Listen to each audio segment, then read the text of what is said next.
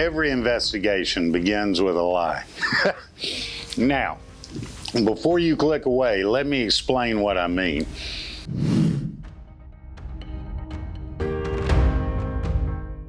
I'm not saying everyone involved is lying. What I'm saying is that when I get called to investigate a case, there are usually 2, 3, sometimes even 5 different versions of what happened. And they can't all be telling the truth. Some people are intentionally deceptive, others are simply mistaken, and some leave out details because they're embarrassed, while others exaggerate even without even realizing it. And then there are those that honestly believe they remember everything exactly as it happened, even when the evidence tells a different story. As investigators, we don't decide who's telling the truth.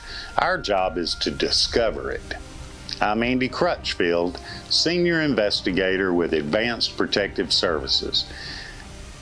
After more than 30 years conducting investigations, I've learned something that applies to almost every case that I've ever worked.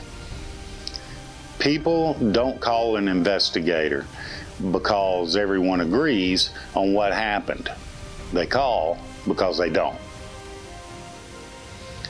One person says the money was stolen, another said it was borrowed. One employee says they were wrongfully terminated, while the employer says company policy, well, that was violated.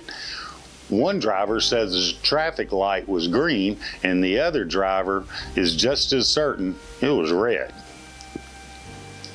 Somewhere in all of those conflicting stories is the truth, and that's what we're hired to find. One of the biggest mistakes I see new investigators make is assuming that every inconsistency means someone is lying. That's simply not the case. Memory isn't perfect. Stress changes how we perceive events. People naturally focus on different details, and 2 honest people can witness the same exact event and walk away with 2 very different recollections. That doesn't automatically make either one dishonest. Our responsibility is to separate honest mistakes from intentional deception, and those are 2 very different things. Here's something else that many people never think about. Sometimes people aren't lying to the investigator. They're actually lying to themselves. They convince themselves they only had one drink. They tell themselves they were only gone for a few minutes. They honestly believe they never made a certain statement or that they always followed company policy. After repeating that story enough times, it becomes their reality. That's why investigators don't rely on memory alone. We verify, we compare, we document. We look for evidence that either supports or contradicts what's being said.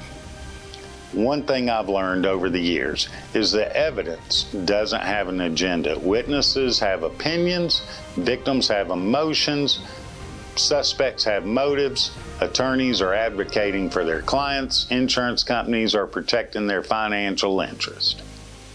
But evidence doesn't care who wins. A timestamp doesn't take sides. A surveillance camera doesn't have an opinion. A bank record isn't trying to convince anyone. A license plate reader doesn't know who hired the investigator. Evidence simply tells its story. Our job is to listen. Another mistake investigators can make is deciding what happened before they gathered all the facts. The moment you become emotionally invested in one version of events, you've stopped investigating and started trying to prove yourself right.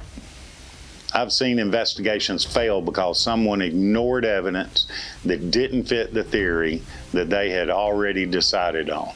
A professional investigator has to be willing to admit, I was wrong.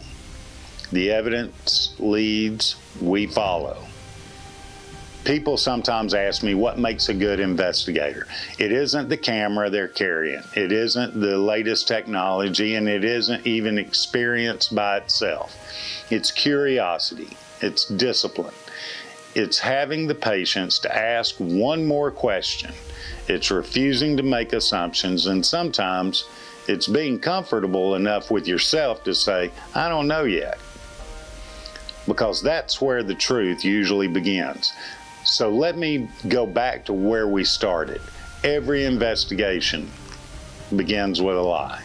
Sometimes that's a deliberate lie, sometimes it's an incomplete story, sometimes it's a misunderstanding, sometimes it's a memory that changed over time. But every investigation begins with one simple question: what really happened? That's the question investigators wake up every morning trying to answer. Not by guessing, not by choosing sides, but by following the evidence wherever it leads. I'm Andy Crutchfield with Advanced Protective Services. I hope you enjoyed today's discussion. If you did, subscribe to the channel, because over the next several weeks, we're going to continue taking you inside the mind of an investigator and show you how professional investigations uncover the truth, one fact at a time. Until next time, stay safe, stay observant, and remember, the truth doesn't mind being investigated.